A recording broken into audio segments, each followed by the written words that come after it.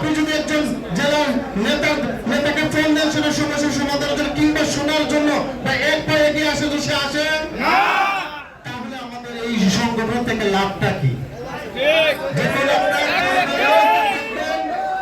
আপনার পরিবারের মধ্যে দেখবেন আপনার বড় ভাই মা বাবা আপনাকে মূল্যায়ন না করে আপনার সমাজে কোনো মূল্য নাই। আমাদের কেন্দ্রীয়তে যারা দায়িত্বশীল আছে তাদের কাছে আমাদের মূল্যায়ন আছে না। প্রবাসী অধিকার পরিষদের শিহাবুদ্দিন শিহাব ভাই, আজকের প্রতিনিধি সভায় যারা যুক্ত হয়েছে সবাইকে বাংলাদেশ প্রবাসী অধিকার পরিষদ সুনামগঞ্জ জেলা গণ অধিকার পরিষদের পক্ষ থেকে শুভেচ্ছা এবং অভিনন্দন জানাচ্ছি। সবার চোখে ঘুম ঘুম ভাব, কারণ অনেক দূর দূরান্ত থেকে আসছেন। সর্বশেষ ফলাফল হচ্ছে আমরা প্রতিনিধি সভায় একটা সেলফি উঠলাম, ফেসবুকে পোস্ট দিলাম, এটাই আমাদের সফলতার বাহিরে কিছু আশা করবেন না। এর কারণ হচ্ছে বিগত যে প্রতিনিধি সভা আর আজকের যে প্রতিনিধি সভা, এর ভিতরে যে কাজগুলা, সাংগঠনিক কাজগুলো কতটুকু শক্তিশালী, এই দায়ভার কারা নেবে? জেলা উপজেলা নেবে না কেন্দ্রীয় কমিটিতে নেবে?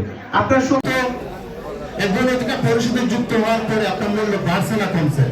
এবং জেলা উপজেলা আপনার মূল্য আছে না না আছে? আপনি কি সদর থানা থেকে বলতে পারেন আমি গণ অধিকার পরিষদ করি? আপনি যদি একটি সমস্যা পড়ে একটি মুরগির মামলায় পড়েন, আপনি জেলা উপজেলা কেন্দ্রীয় দায়িত্ব যান, আপনার ফোন রিসিভ হয় না।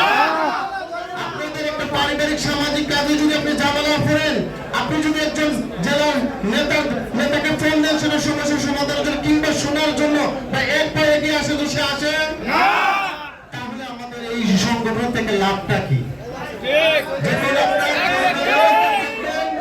যেখানে আপনার পরিবারের মধ্যে দেখবেন আপনার বড় ভাই মা বাবা আপনাকে মূল্যায়ন না করে আপনার সমাজে কোনো মূল্য নাই।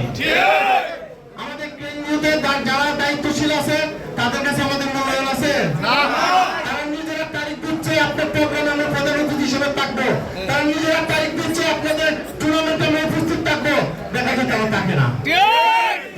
প্রোগ্রামের জন্য কি প্রিপারেশন নেওয়া হবে? একজন কেন্দ্রীয় নেতাকে প্রশ্ন করলাম, আপনি কেন আন্তঃ ফুটবল টুর্নামেন্টে প্রধান অতিথি কিংবা গেস্ট হিসেবে থাকলেন না? উনি বলে আমাকে সাইনের পাওয়ার দেওয়া হয় নাই, এই জন্য আমি যাই নাই। এখন আমার প্রশ্ন হচ্ছে গণ অধিকার পরিষদ কেন্দ্রীয়তে বা উচ্চত পরিষদে যারা সেন্ট্রাল গঠিত আছেন তারা তো সকালে একদিকে যাচ্ছে বিকেলে আরেকদিকে ঢুকতেছে, করতেছে, আবার এই দলের প্রশংসা করতেছে, জামাতের পক্ষে কথা বলতেছে, আবার গণ অধিকার পরিষদের বিএনপির পক্ষে কথা বলতেছে এবং সেন্ট্রাল দেখতেছে।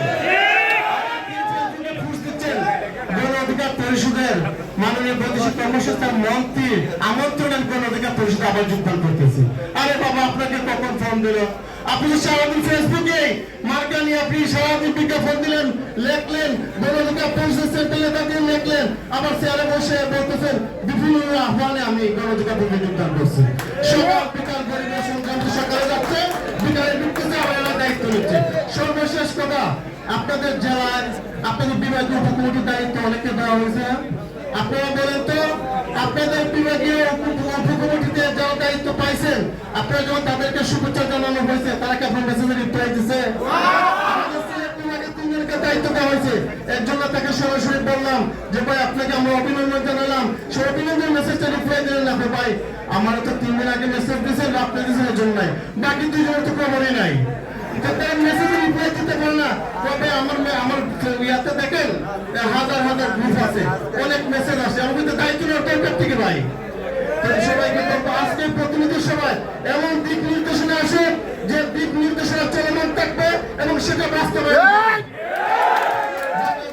শেষ করে 30 সেকেন্ড নিচ্ছি।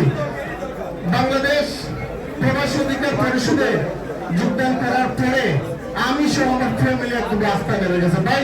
2012 সাল থেকে ইরাকে একটা পশ্চিমের মসজিদের দায়িত্ব নিয়েছিলাম। 2019 সালে প্রবাসী অধিকার পরিষদ প্রতিষ্ঠানের সম্মানিত দায়িত্ব নেওয়ার পরে পার্কে পার্কে যখন লিফলেট বিতরণ করলাম, তখন আমাকে ওইখানে প্রশাসনে আমাদের বাংলাদেশের যে মিশন আছে, এমপিসি আছে, তারা আমাকে গ্রেফতার করে রিমান্ডে দিল। আমাকে রিমান্ডে দিয়েছে 3 দিন জেল দেওয়ার পরে, 3 দিন রিমান্ড দেওয়ার পর 15 দিন জেল দেওয়ার পর আমাকে দেশে পাঠিয়ে দেশে সংঘর্ষ মিলন করলাম, বাচ্চা ফেলাবান করে কান্নাকাটি করলাম, সেই রিমান্ডের কথা বললাম।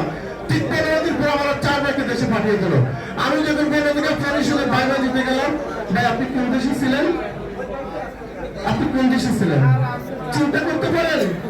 আমি সেন্ট্রাল এত বড় একটা ক্ষতিগ্রস্ত হয়ে গেল, আমার ফ্যামিলি ধ্বংস হয়ে গেল, আজকে বড় বড় ছোট বড় তোর জন্য আজকে আমার ফ্যামিলি ধ্বংস হয়ে গেছে। তুই যদি কোনো প্রবাসী দিকে যোগদান না করতে, তোর জীবন নষ্ট হয়ে যাবে, তিনটা মানুষের জীবন নষ্ট হইতো না। সেই সভাপতি সবাই ভালো থাকবেন, সুস্থ থাকবেন, আল্লাহ হাফেজ।